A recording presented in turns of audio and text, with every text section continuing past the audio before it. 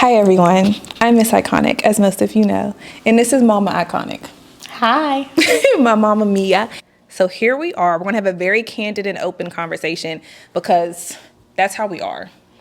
She's just louder than me, which you'll see in a little bit because we got one mic and you're gonna be able to hear both of us.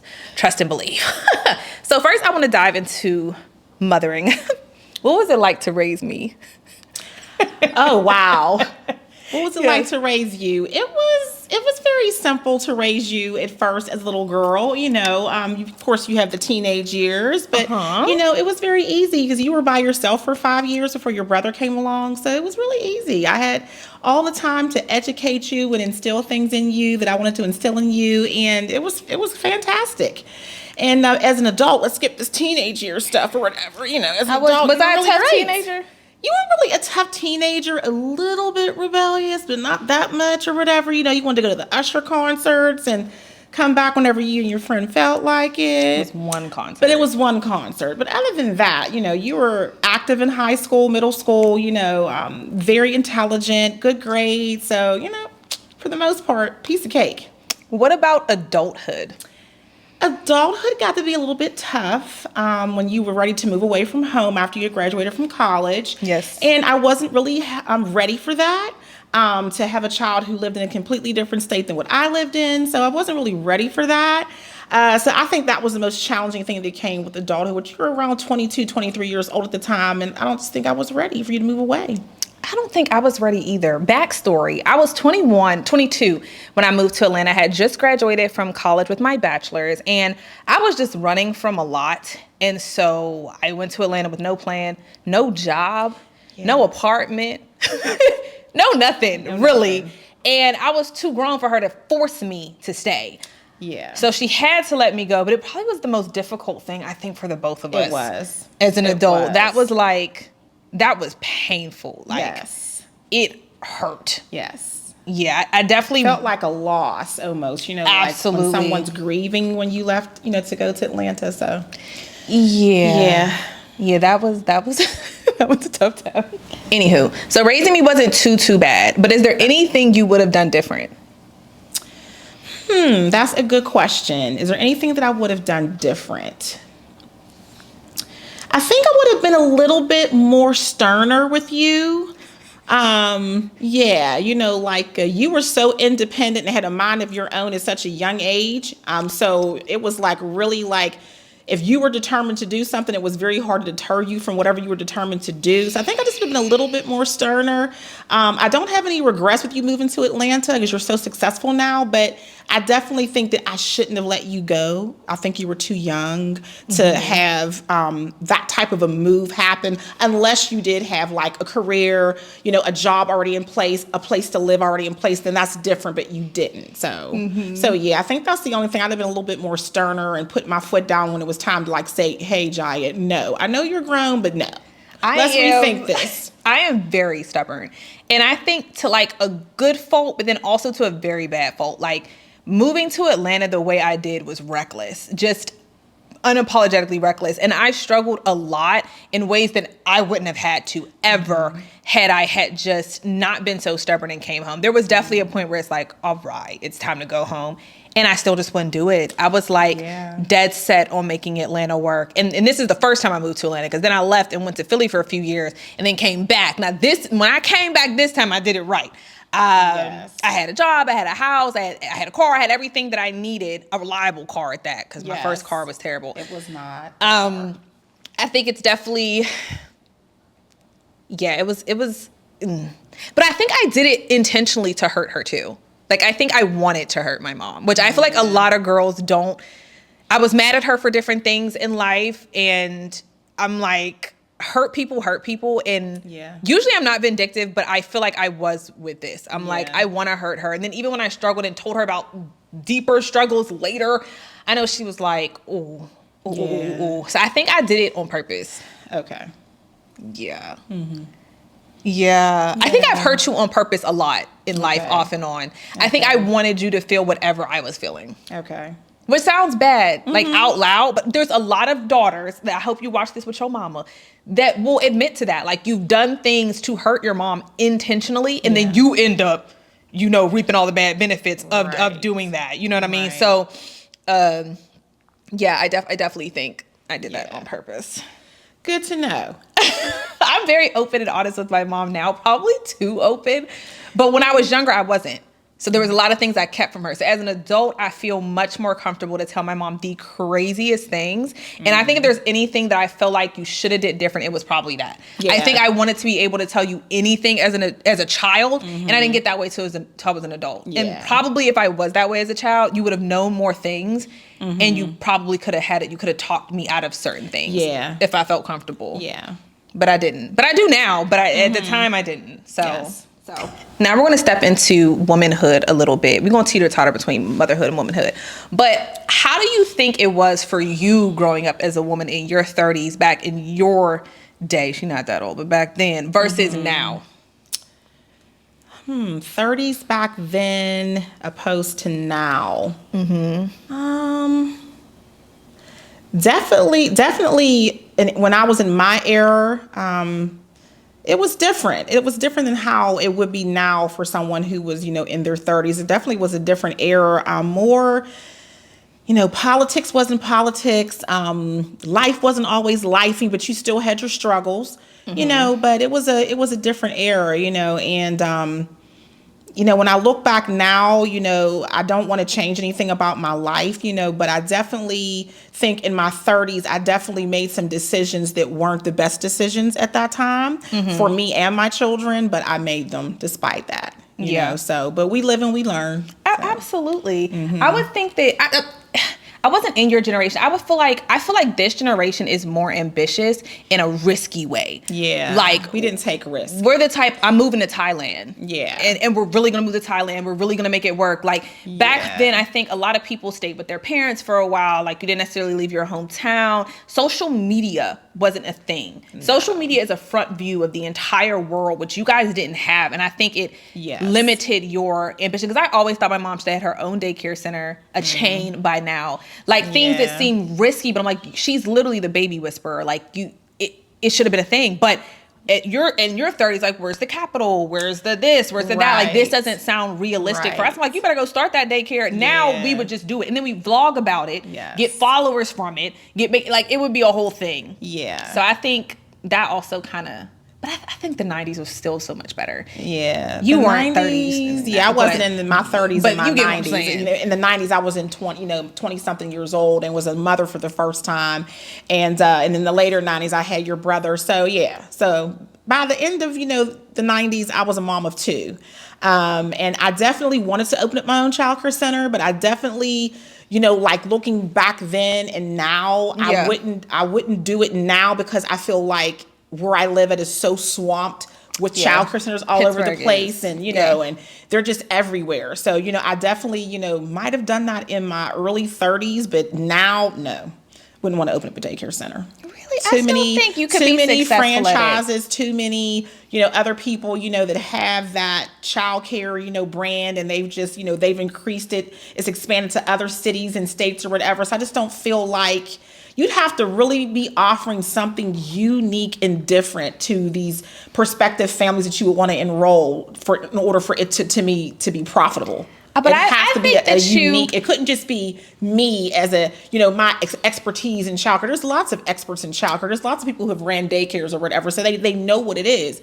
But you'd have to offer families something different that you're going to be teaching their children, because parents want their children to learn, to be prepared for kindergarten, right? True. You have to be offering something educational, something STEM-wise, something as far as their learning is concerned, something as far as their gross motor activities, something different.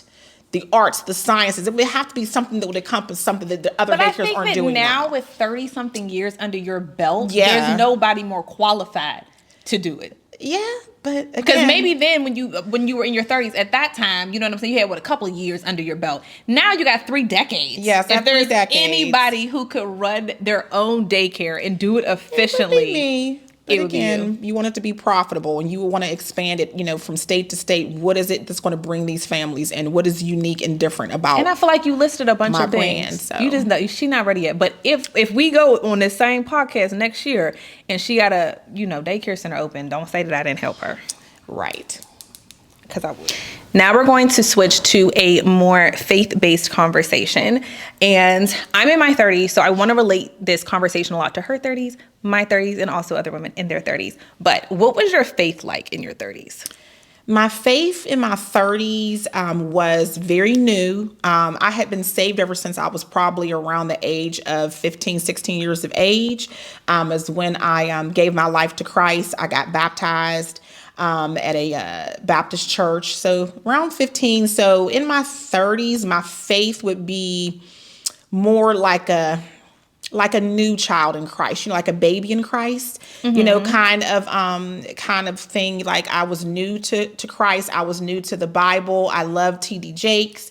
And that was kind of like, for me, when I was doing my walk with Christ, my early walk with Christ, that was who I followed. That was who he would come to, Pittsburgh, and he would do different conventions, and I would come and we would have a good time.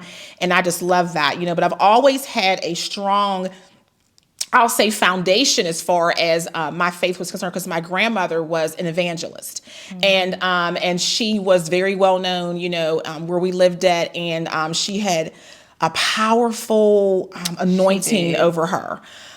Oh, it's so powerful. Since shows to my body to this day, but she was amazing. Yes. Yeah. So that was like the foundation of my faith from when I was a little kid on up, going to church with her on Sunday nights. And, just being able to know what worshiping God was when I was young. And then I became a teenager. I got saved. And then I began to, have my own children. And I began to, instill a little bit about faith into them. We would go to church on Sundays together. And, it was nice. And then as you get older and you experience more trials and tribulations and things that, help you to increase your faith, of course, there were some things that were just like devastating that have happened, like losses of loved ones that I was close to. And it was just tough, losing a job, not knowing where my source of income was going to come from. And, having, more children, by the time that I was in my 30s or whatever, I had still had 2 kids. By the time I was 35, I had 3 kids, so it was, definitely some things that happened, during those early years of my 30s, that were different. And my faith was different than what it is now in my 50s. Definitely stronger faith, definitely a strong foundation for me to teach my future grandchildren, and to instill in them, just the love of Christ and the love of God, which is so important. You have to have a strong faith base, in our family, I feel. My mother is also a very wonderful person, Christ. She loves the Lord. She's taught us a lot about, faith in God, and, just a powerful intercessory prayer warrior. When you need some prayer, my mom was the one to go to and still is, she's really good at that. So I definitely had a good foundation, and definitely, tried to instill some of those things in my children, and still doing it to this day. Okay. What I'll piggyback off of that is that I feel like in your 30s, your faith was, I wouldn't say superficial, but it was like in the way that people do faith. I go to church, I read my Bible on occasion, but you weren't walking in it. I think we were just doing the things. You know what I mean? We're going to church, we play gospel music on a Sunday, but you weren't really living in it. Living it. Walking with Christ is not the same as doing Christ-like things. And I think that's what most Christians think. Like, I read my Bible on occasion, you know what I'm saying? But you still, getting drunk every weekend. You still cussing at your kids. You still ain't fixed that relationship with your mom. And there's, I think you knew God, but you didn't walk with him. It's just like, I know, Brad from high school. Like, it was that was the kind of relationship that you had with him.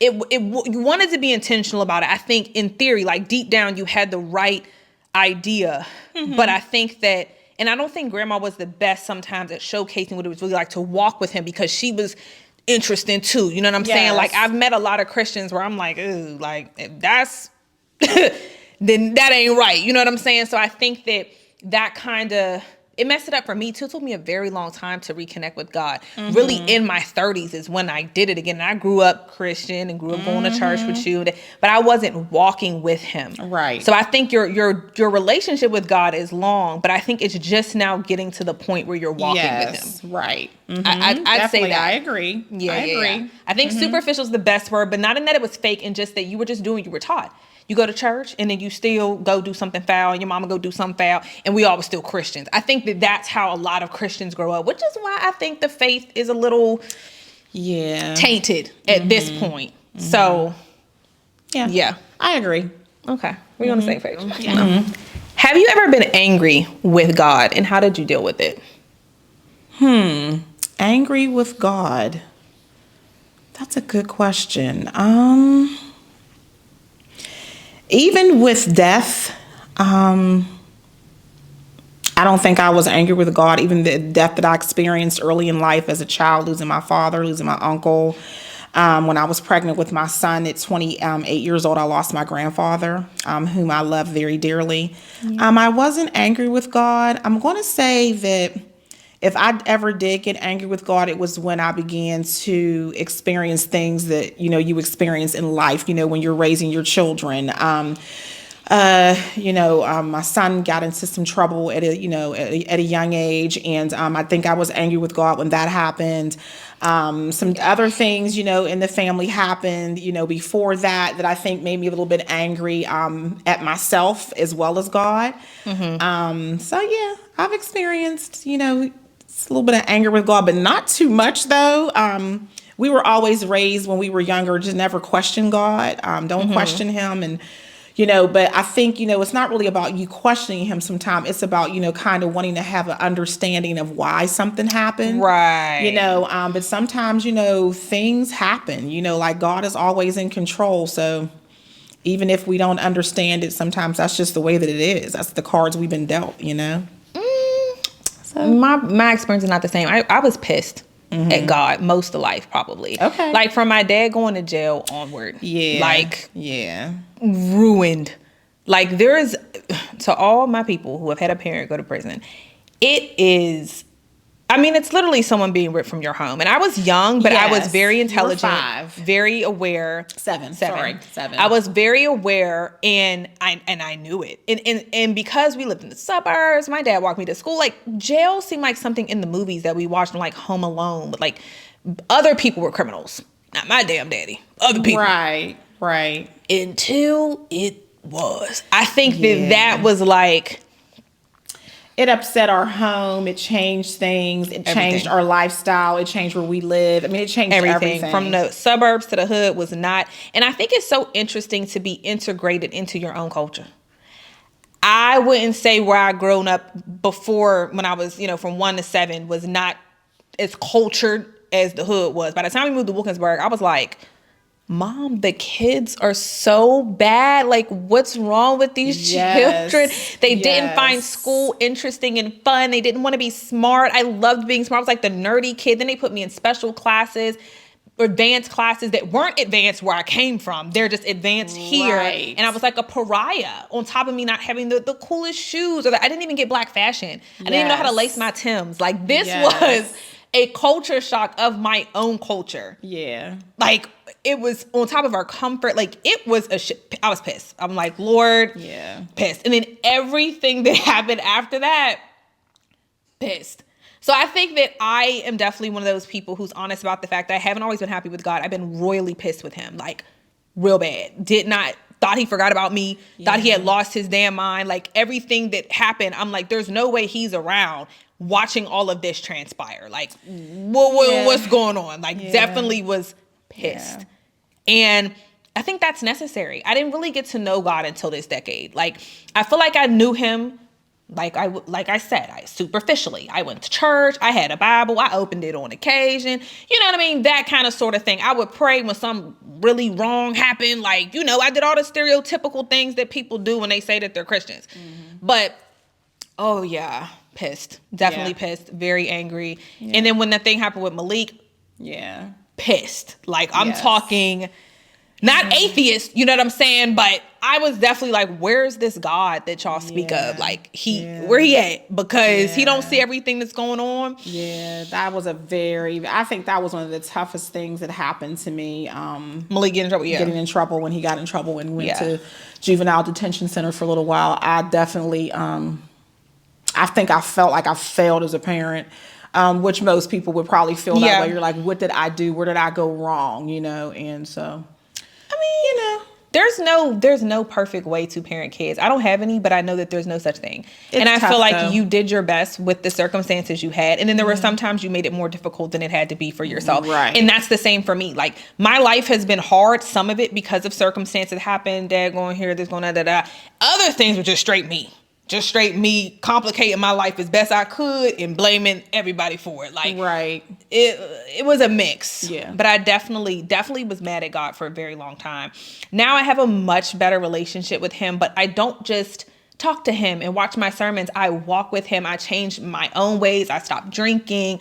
It's just a lot of different things that I've done to pull myself closer to him and gave myself up. I'm abstinent. Like, it's just different. But that doesn't mean it's easy. And it doesn't mean that sometimes I'm not like, Lord, can you stop picking me as one of your soldiers? I mean, seriously, like, please draft somebody else. So, but I definitely was angry. Soldier in the army of the Lord. Yeah, I definitely was angry at first for Yeah. a long time. I'm sure a lot of other Christians can relate. Yeah. I want to switch to a bit of like love, femininity, womanhood. Do you feel like a woman can be soft and independent? Yes. Do you think so? Maybe. Right. Maybe let me rethink Wait, that. let No, me you gotta back- be hard and independent. Yeah, you can't Yes. be soft. Yeah, you cannot be soft and be independent. You've got to be hard and strong to be independent. You have got to have a strong willpower.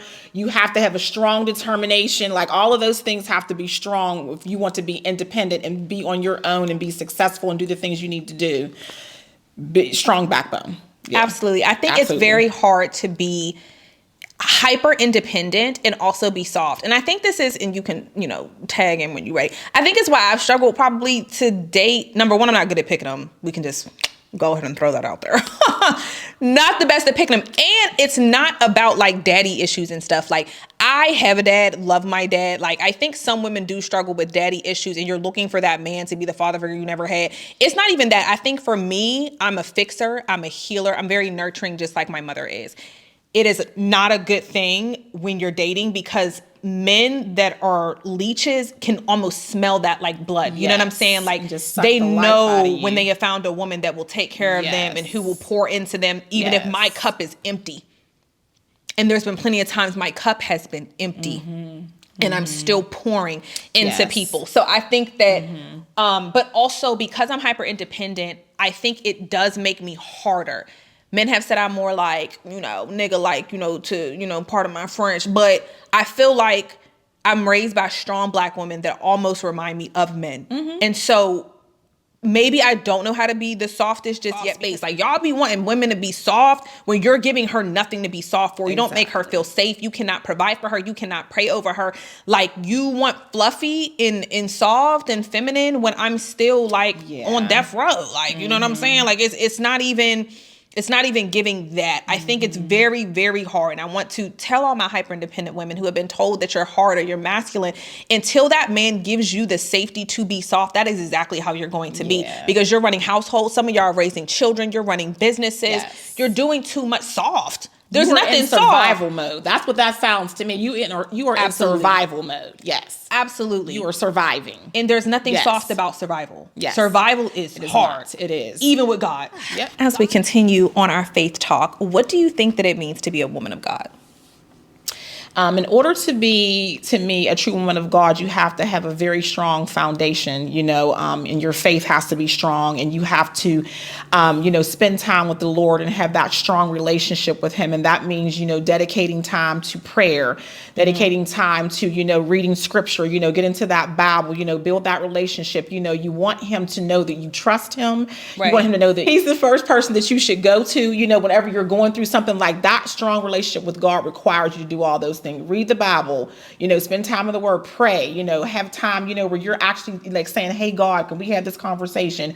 What is it you want me to do? What is it you need me to do, God? Like, having that kind of relationship with him, and you have to have a lot of faith, in the Lord to have that strong foundation with him. But, to be a woman of God, means so many things, like, the women of God in my life, my grandmother, my mother, whatever, they are strong women. They know how to pray. They knew how to, to talk to you about certain things. You could go to them, for advice about, things or whatever, and it was biblical advice. It was advice that they really, really knew from reading the Word of God. And that's what I mean. Like, you got to build that foundation. You got to have those conversations with the Lord where, like, hey, God, what is it you want me to do? I want you to, use me for your kingdom, have your will with me. What is it that I have to do? And sometimes that's a lonely walk, but it's something that you have to do in order to build that relationship with him, because you want to have that strong, relationship with the Lord at all times. So absolutely. And have fellowship with other Christ-like individuals. Yes. Don't act like it doesn't matter. Don't act like you don't want it in your friendships. It's very important. This is a decade, especially if you're in your 30s, where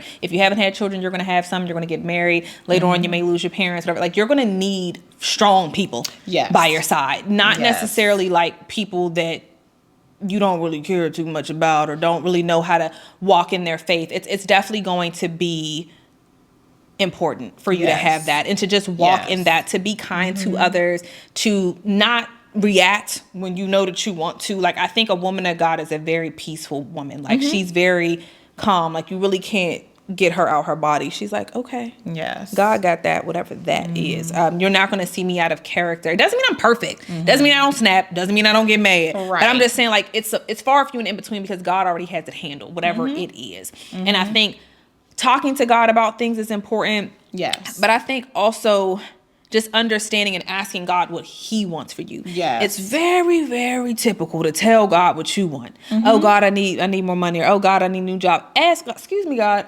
whatever you want for me, I welcome that in. Yes. I invite that in. I'm open to whatever that means, whatever change that's going to require from me. I'm open to that. Because a lot of times you're busy telling God what you want. They always say, if you want to make God laugh, tell him your plans. He don't care about your plans. Yeah. You need to focus on what his plan is for you. He'll allow everything to unfold in front of you if you allow him to see it and make it available to you. Some of us are stubborn, like myself. I'm very, very, very stubborn. Yeah. It's not a good thing. I think we think it is, but it's not. It's terrible, because it means that you're listening to yourself, but then you're also saying that you trust this higher power, and it really can't be both. Exactly. It's only one or the other. If you trust you, then go ahead and rock with you and pray to you. But if you trust him, then let him handle it, let him carry it, and inspire others to just be the same way. And I think I do that. I think I'm trying to do that as I'm opening up more about my faith. And it's not easy, but it's definitely worth it. Yes. But you want to have Christ-like company, Christ-like friends. You want to, also have those kind of relationships to people that also love the Lord like you do. You and people that respect your boundaries. Like, I stopped drinking, and when I go out, my friends understand, like, she's not drinking. Not, oh, just one shot, just whatever. If you decide that you want to cover up a bit more, not your friends like, oh, girl, we're the real good outfit. That's her good outfit. The one she has. The one that has her covered and her boobs covered and her butt covered is what she feels comfortable in, then support that. Because other people that don't know God and don't understand why you're making those changes are not going to understand, and really might derail you from your path. Right. So just, you know what I'm saying? Like, make sure your people really support you. Yes, absolutely. But anywho, thank you so much for being open You're and welcome. vulnerable and chatting with me and having this candid conversation. My pleasure. I absolutely love my mom. She's definitely a big part of who that I am. And my dad is like, it's interesting to me that they got together, because they're very different people. Like, I would say, I wish I had a bit more of my dad's influence from a social standpoint. My dad is very outgoing. My mom is very much a recluse. And I feel like I'm the same way. Yeah. Like, real bad. Like, I'm a homebody. I don't really, you know what I'm saying? So my dad is like, hey, what's up? How you doing? Like, my dad's going to leave out the bar if I leave him in there by himself with 10 friends. Yeah. Me and my mom coming out with the same people we came with, which was ourselves. So I definitely, but she's definitely strong and has made me everything that I am now. And I really am grateful for that, because it's ghetto out here. My mom told me no to so many things growing up because I wanted to be fast like the other girls, and I hate I couldn't wear weave, I couldn't wear makeup, but it has made me such a strong, hyper independent, feeling beautiful with my ponytail and kind of sort of girl. And so I appreciate those boundaries. And my grandma was the same way. She would piggyback whatever you said I couldn't do. She's like, yeah, you can't do that.